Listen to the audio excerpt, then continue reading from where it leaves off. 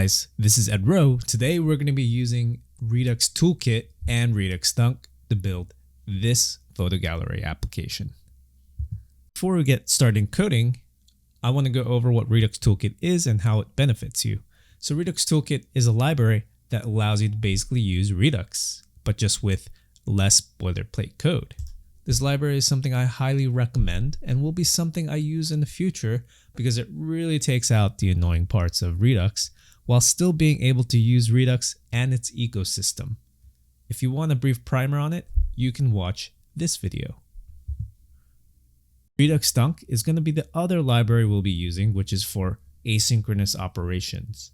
It is a popular library that is used mostly for API calls and because it has a very easy learning curve.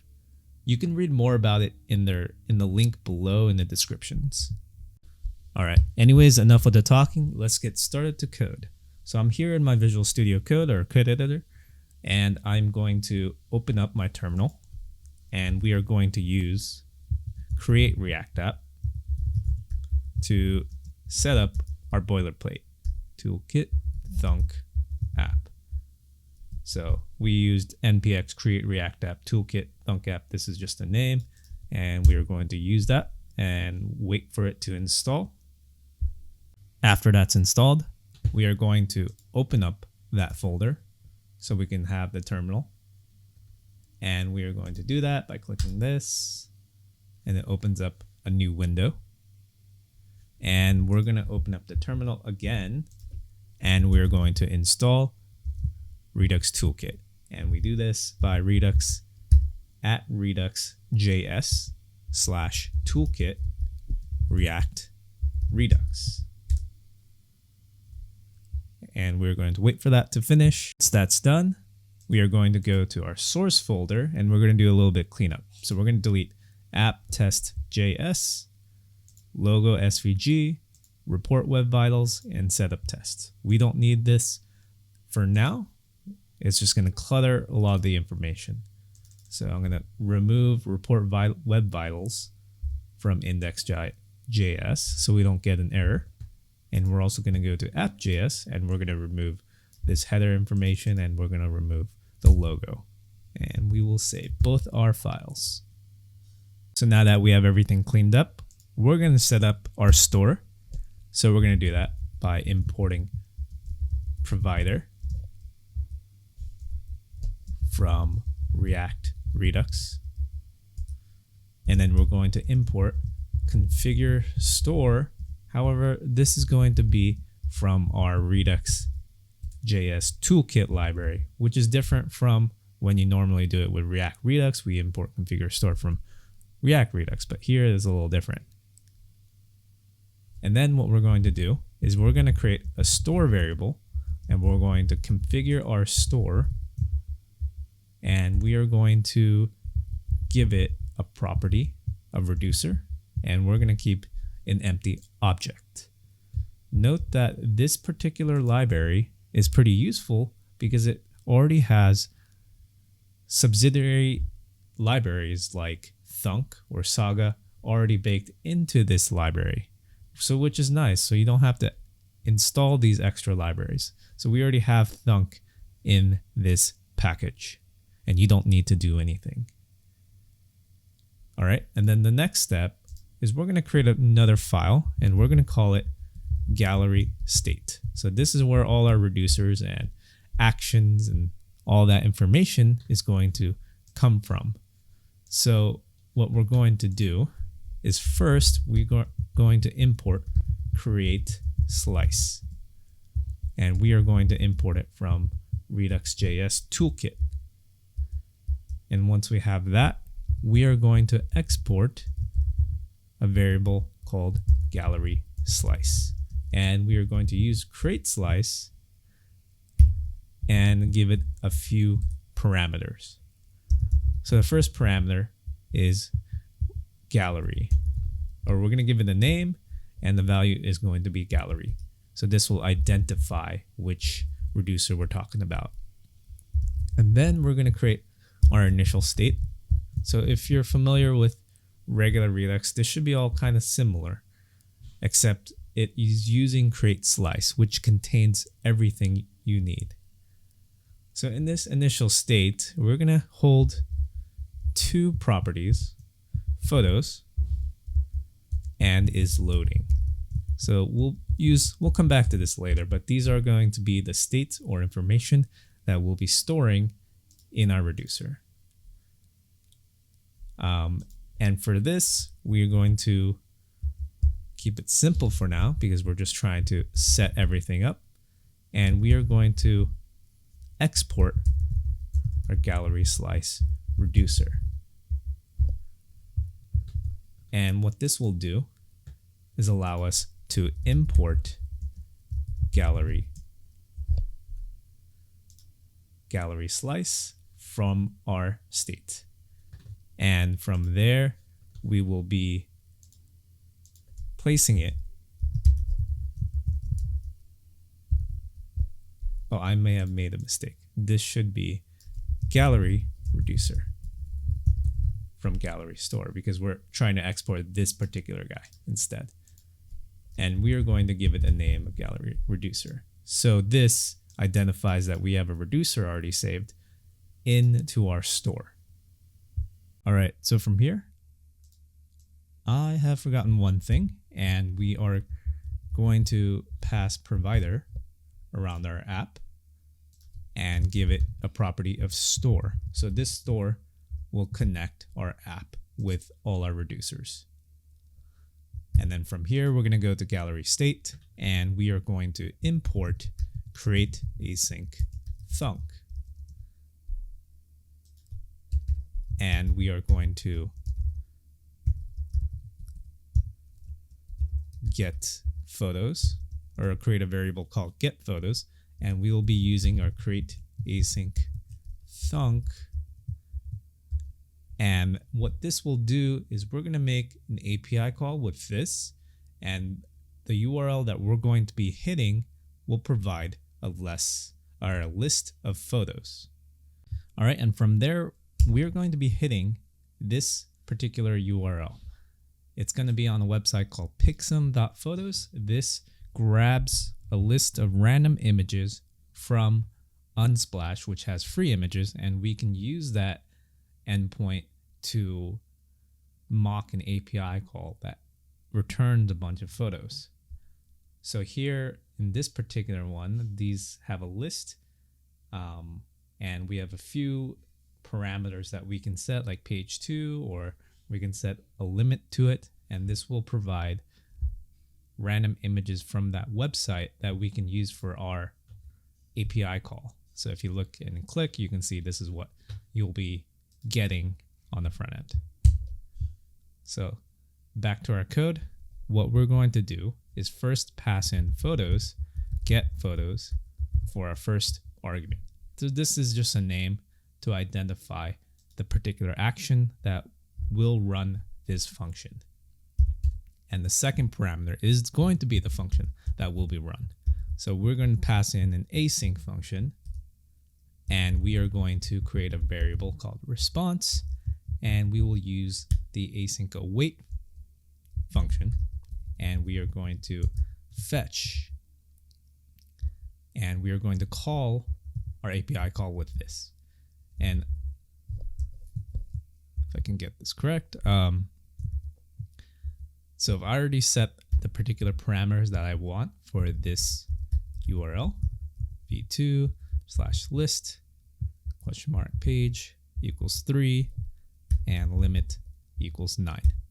So what this will do, we're going to be hitting and grabbing photos from the third page, and we're going to limit the number to 9. And from there, we are going to format the response using await and response.json. So this will format the response that we get back into a usable format.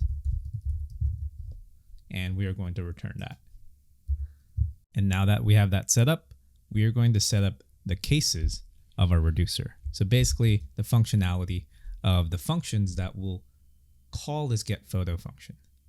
So typically in Redux Toolkit, if you saw in the other video, or if you know Toolkit, technically you just write reducers and you pass in the cases here, like case, you would put get photos, something like this. You would have that, and then you create a function like this. However, for Redux Thunk, you want to use extra reducers instead. The reason being is when you're using Thunk, it is considered an external action. So it's not an action that's part of this create slice.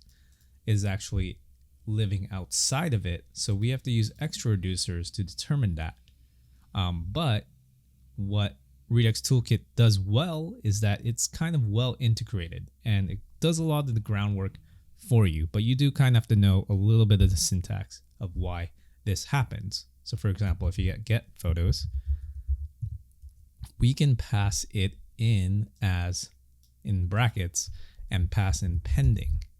So this is pending is not something we create, that's already abstracted away in create async thunk. So it's just something you have to know that this is particular the keyword that they use, and this will determine all the logic that you'll be using when you are waiting for the API call to finish. So if you've ever worked and done a lot of API calls, you would use isLoading. So this determines, this is the state, and you can use this state to determine what you want to do while you're waiting for the API call to come back. So basically like loading pages, data waiting, all that kind of things, all that kind of logic, this will allow you to do. And then once that's successful, once you get the API correctly, then you can use fulfilled. So again, another keyword that you want to be note of when you're using Thunk and Toolkit. And we are going to, in this case, pass in state and action. And we're going to do state.photos equals action.payload and state.isLoading equals false. So what this is doing is once the API call is finished, when this is completed, we're going to set the payload that's coming from this API call into our photos state over here. And we're setting isLoading to false because it's no longer waiting. And by the way, the reason why we're modifying state directly is because Toolkit has a library called Imer installed with it. So basically, even though it looks like you're directly modifying the state, the package gives you the opportunity to write the code like this, but underneath it all, it's going to replace it instead. So you're never modifying an object. You're actually just replacing the object. And then finally, when you do an API call, you have to address the situations when the API might fail. So you have get photos rejected for that. And in this case, we're not really going to handle it because this is beyond the scope of this video, but we can say isLoading is false because it's no longer loading as well here. All right, and from there, we're going to go to our app.js file, and we are going to start writing our JSX and all the logic that will use the stuff that we've created. So we're first going to import useEffect, and that's going to be imported from React. And then we're going to import useDispatch, use useSelector, and we're going to import that from React Redux. And we are going to finally import get photos, thing we just created, from gallery state. All right, and then we are going to go into our app and we are going to create dispatch, use dispatch. So this is just a hook that will allow us to call our Redux actions. And we are going to grab our photos by using useSelector. State. And with Redux Toolkit, you can grab the reducer like usual, state.gallery. So if you notice right here, gallery, that's the keyword. That's why this particular value is there. And then we're going to grab the photos of the property. So that represents this right here in our state. All right, and then we're going to use effect. And what we want to do is make an API call once the user comes to this page. So what we're going to do is get photos. We're going to call this API. So basically we're going to call this guy. That's going to make an API call. And we want to do it. And we want to pass in this batch as well to make sure we have all the parameters we need for use effect. And from there, we can start writing our HTML JSX code. And the first thing, we're going to create photo gallery. So we're going to have a heading of photo gallery. I'll show you what all of this looks like in just a bit, but let's write this first. And then we're going to write basically a little description that I've shown you before, made using Redux Toolkit and Redux Thunk. And I create a little horizontal rule just to make it look a little better. And I'm going to create a div. I will be doing all the styling at the very end of this video, but I'm going to give it a class name of gallery. And from here, what I'm going to do is I'm going to display all the photos by using photos.map. And for each photo, I am going to give it an image tag like so, if I can type correctly. And we're going to give it a few things with it. Before that happens, let's actually comment this out, because I'll show you what we are getting from the API. So let me show that first. So we have a button at the very end as well. So we're going to write this. And what I want to do is I'm going to console log photos to see all of this working. So what I'm going to do is run this application. And once I have that running, it's going to look like this for now. We don't have our photos yet, but we have all the HTML and structure set up. So I'm going to move this, place it on here so we can see what we have while we work on it. But let me open up the inspector tab. If it will let me open, okay. So right here we have the console, and what we did was console log photos. So the initial one is going to be empty because that's before use effect actually happened. And the second one, this is going to be our API call return. And as you can see, we have author, download URL, height, ID, URL, and width. So that's what's going to be determining how we set up our photos. And I've already set this up to save you some time. So we're going to do photo.id for a key. So this just helps us not trigger the warning in React. And we are going to set our author as the alt name, because you need the alt key for image. And then we're going to set our source. And we are going to pass the download URL, not the URL, because the URL actually just links to the website, but the source, which is going to pass the actual image. And we are going to set a width of 400. So all these images actually have different width and height, but for it to look nice, we need to set a specific pixel size. All right, and so when we do that, now, as you can see, we'll close that, we have the images that we're looking for. And it's already responsive a little bit. As you can see, as we move, it's going to adjust properly. All right, and that's pretty much it for the structure and the functionality. So if you take a look, it looks okay, but we have some stretching going on.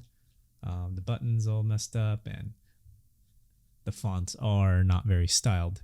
So what we're going to do, we're going to go through this quick because this is styling and this is more about React and JavaScript, but we'll do a little bit of styling here. So what I'm going to do is go to our app.css folder or file, and we're going to just erase most of it.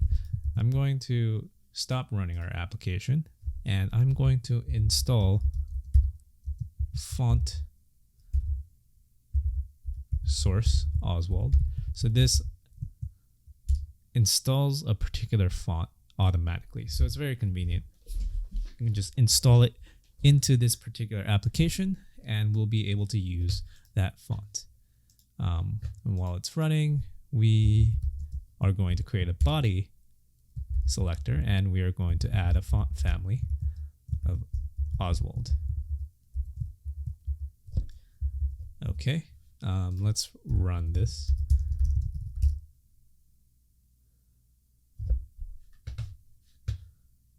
Let's run it, and as you can see, like the font changed.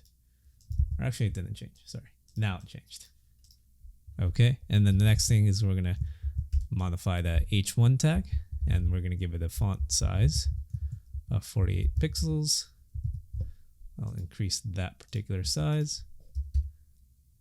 We're gonna target the paragraph tag. We're gonna give a font weight of 100 to make it bigger, font size of 16 pixels, and letter spacing of 0.5 pixels. So I've already set that up. This is just so it looks better. So when you have this bold text with a lighter text like that, it looks a little better. And we're gonna go to our image and we're gonna fix a few things. We're gonna give it a margin of 10 pixels and we are going to use object fit cover. So basically this will fix the stretching. Basically it's just gonna crop it, so you might lose out on some of the picture information, but it's going to be no longer stretched, so it looks better. And we are going to adjust our horizontal rule, give it a margin of 20 pixels and 25%. So this will be reduced. And then we're going to grab the gallery CS class name that we've identified, and we're going to give it a margin. And so basically it gives the entire app a bit of a margin, so it looks a little better.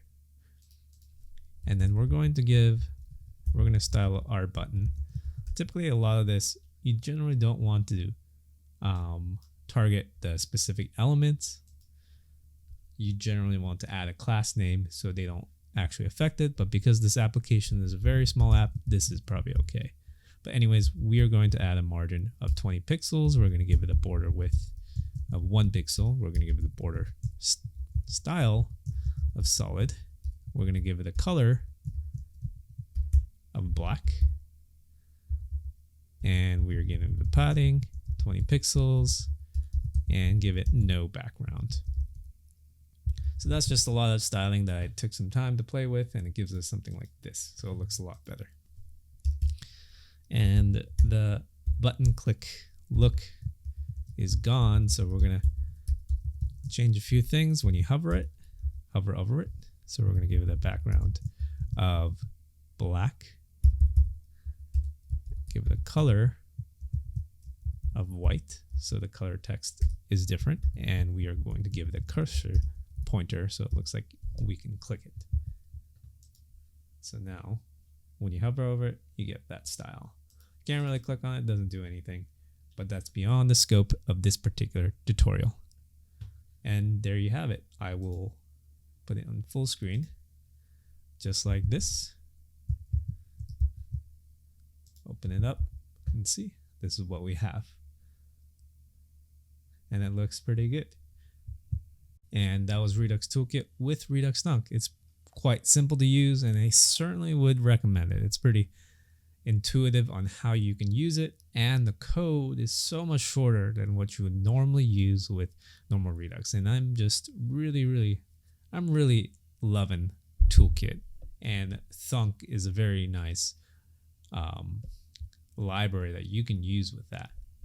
So anyways, comment, like, and subscribe if you enjoyed this video.